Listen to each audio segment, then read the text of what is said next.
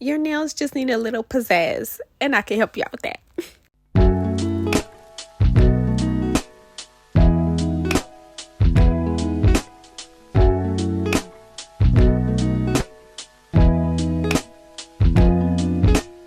Hi guys, welcome in. Let's get these nails together and make them pop. So go ahead and check in the description down below to get the link to this builder gel, because this is the one I will be using. And do not forget to check out my free guide for nail techs to learn how to make some passive income. And I will have the Instagram links down below so you can learn more info on that. But let's get into these nails, child. So I already pre-rolled the balls for the rose effect. The rose one is like top tier. I love doing this one. You're going to need 5 balls all the same size. Depends on how big or small you want to make them, but make sure the last one is the smallest, which is going to be the 6th one. You want to place your first 2 beads directly on top of each other. Now, when you go to press out your petals, you want to make sure you really spread them across the nail. Now, I'm not saying make them disappear, but make sure you spread them all the way out to where they're not risen up too high off of the nail, because this rose, we have to build this thing on up. You don't want it to be sitting too high and just be looking too crazy. And you also want to make sure you use the tool to put like some imprints in the petals, so therefore when you go to paint, you're going to have some type of abstract, some type of detail to the petals, and it's not just going to be so flat. Because I noticed that with like trial and error when I first started doing this design, that's what would make it kind of look a little wonky, because I wouldn't have like no definition to the petals. It would look too perfect. That's what you don't want. You do want it to have some imperfections and some dents and some dips in there. That's why you see me going in, and instead of rounding off the edge of the petals, I'm like poking at it to where it's going to create like those little dips in there, like how regular flowers do. Regular flowers are not perfect. They are all imperfect. So that's the goal we're trying to get here. And I'm going to go ahead and cure it and start on my second layer.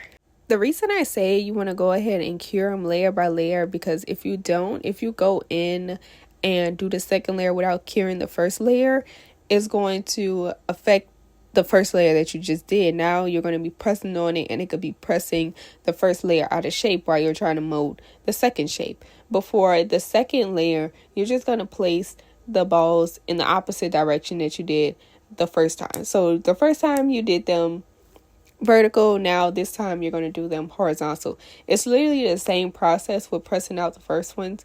Make sure you add detail to it. Make sure you do the same thing, add those ridges and everything. Is going to make a difference. It might look a little wonky now, but it's definitely going to make a difference. I had to take some of it off because it started hanging off the nail, and that's what I didn't want. I didn't want to affect the nail or anything, even though this is a fake nail. But still, when you actually go to do it, you don't want it to be hanging off your client's nail, because that can affect how they move around. And also, you want to place it in the opposite direction, because you want these to have layers. You want them to have definition. You don't want them to be laying on top of each other, because that is going to defeat the whole purpose. So on the third layer, you're just going to stab a hole right in the middle, and you're going to press out the edges of the little hole that you made. Just like how I'm doing right now. You're not going to press it out like how I did the first one. You're just going to like press out the perimeter of it. Make like a little dome shape, so you can have that little center for your little ball, the last piece. Now, I didn't get the part of me adding the last little ball that goes in the center, but it's the same process as the third layer, but this time it's just going to be really, really small to give it that extra little detail. So taking my beetle polishes, I'm just going to take a red, and I'm going to go ahead and start painting this. Now, you don't want your painting to be too perfect, because you kind of want that clear to show through to where it can have some type of, you don't want it to be too perfect. Like it has to have detail to it for it to look realistic. And that's why I'm going in with the brush, so it can have like those imperfections in there.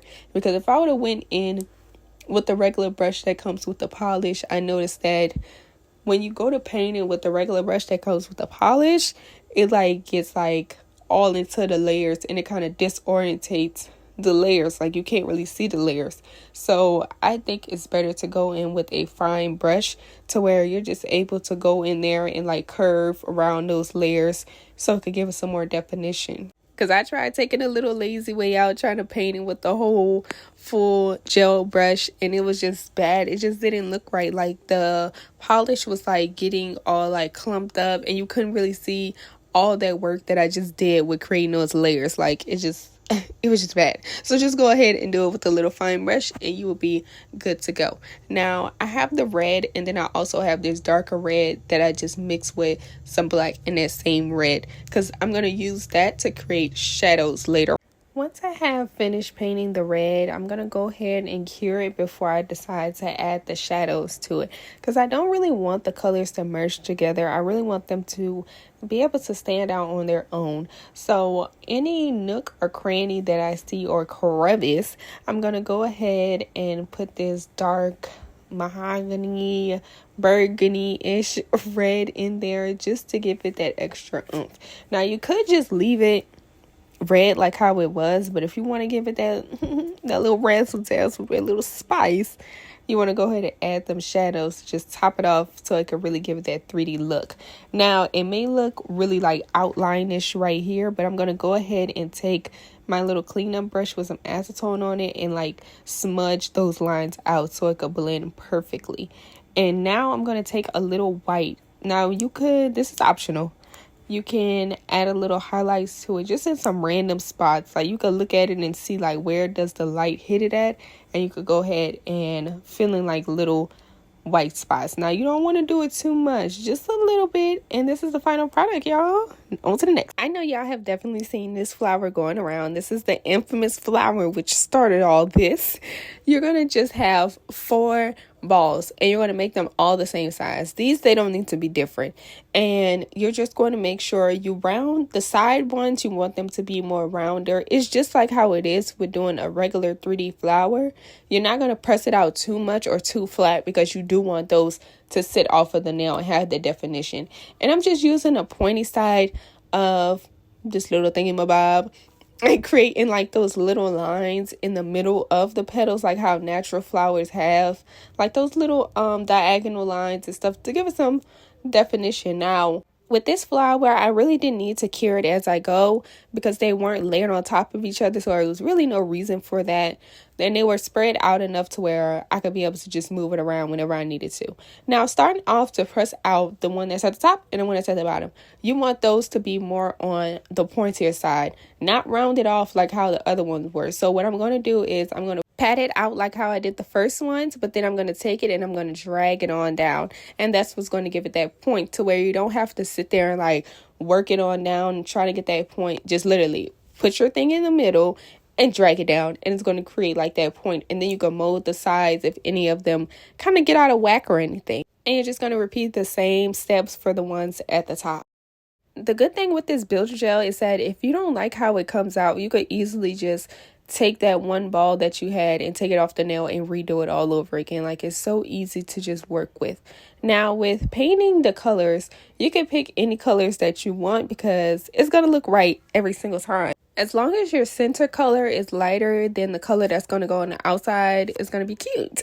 Taking my darkest color, I'm just going to go ahead and outline the flower. Now, when it comes to the center, I'm really not going to put the darkest color in the center, because the lighter color, that's where that's going to go. And I'm going to have to like ombre it in, but with like using the brush. So I'm just creating like little strokes like towards the center of the nail, because I don't want the bottom color to overpower the top color. Since the bottom color is darker, I don't want to have to deal with all that and having to take it off and be like, oh my goodness, I can't see it, it's not showing through. So therefore, I really don't put any product like that towards the center. Like whatever product is like left over from me outlining the petal, that's the product that I just take and like stroke in the middle of the flower. And I'm just going to go ahead and cure that so the colors don't get mixed up, and I'm going to go in with my lighter color. Now taking my lighter color, I'm just flicking it out. I'm not going towards the end of the flower. I just wanted to flick it out to where it could just blend, but not really blend, if that makes sense. Like, I'm going to focus most of the product in the middle, and then once it gets towards the end of the flower, that's what I'm just going to flick the brush out with whatever remains they have, because I don't want this color to overpower my color that's at the bottom. This is just to give it a little contrast, a little pop, so it's not so flat. And these two colors are by Beetles. They are so pretty. I just love how they like lay on one another. I guess because they're both in the purple family, so of course it's gonna look right. But I just love this color. Like, I was like, I never did purple before, so let me try to do a little purple. I might have to do a freestyle that's purple. Y'all know I've been on my little freestyle kick. But let's add a little pizzazz to the center of this flower. So taking my McCart rhinestone glue, I'm just going to dab a little bit in the center to help these little beads stick.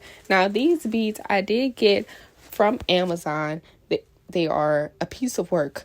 Do not open the box too wild. So we're just going to go ahead and place them and cure them in the light. Now, y'all should be real familiar with this design. So, taking my little nail glue, I'm just going to take these gold diamonds that I have. They're so cute. I'm so used to doing silver, so I was like, let me try some gold. Now, when I place these diamonds on, I'm just going to go ahead and place them on so they could be like the center of my flower. I'm going to work around the diamond when I place the flower. If you do end up doing 2 flowers on the nail, you want to make sure that you space the diamonds out good enough because you don't want them to overlap. Another tip with placing the balls on the nails, if you place the balls on the nail and they're already taking up more space on the nail and you haven't even pressed them out yet, you already know they're too big. So you just want to take them off, rip a little piece off, and roll them back up and make sure that they're smaller, because if not, it could end up hanging off of the nail, and that's not what you want. You want your design to stay on the nail. With this design, I ended up doing 3 petals at first, but I kind of like the 3 more than I like the 4. I ended up doing 4 to fill out an empty space that they had on the nail, because I ended up removing one of the petals just to make them align with each other, because I just decided to end up doing 4 instead of 3 because I didn't like how spaced out it was. I didn't really have to press the petals out too much, just at the beginning, not really towards the edges, because I wanted them to stay really like full. I would have to say this one is like the hardest out of all of them, just from like the placement wise. Like, you really have to pay close attention to how you're placing the petals to make sure they really fit on the nail. But once you get your placement down pat, you are going to be on the road. You're not even going to have to worry about if it fits or if it don't fit, because you're going to be able to eyeball it and you're going to know what fits and what doesn't fit. But with these, I didn't cure them as I went. I just went ahead and did them because, like I said at the beginning, they're not overlapping each other, so it's no real reason to cure them as I go. But if you just want that extra security to make sure that you don't mess up your other nails, you can definitely cure it as you go. But this is how it looks. So cute.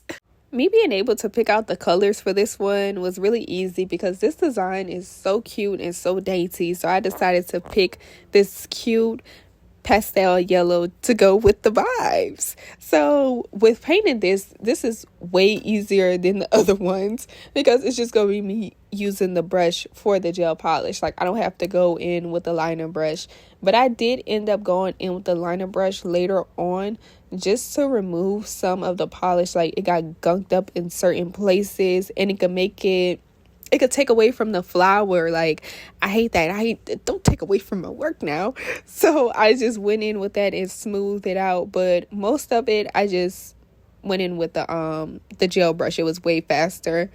And I just love how these came out.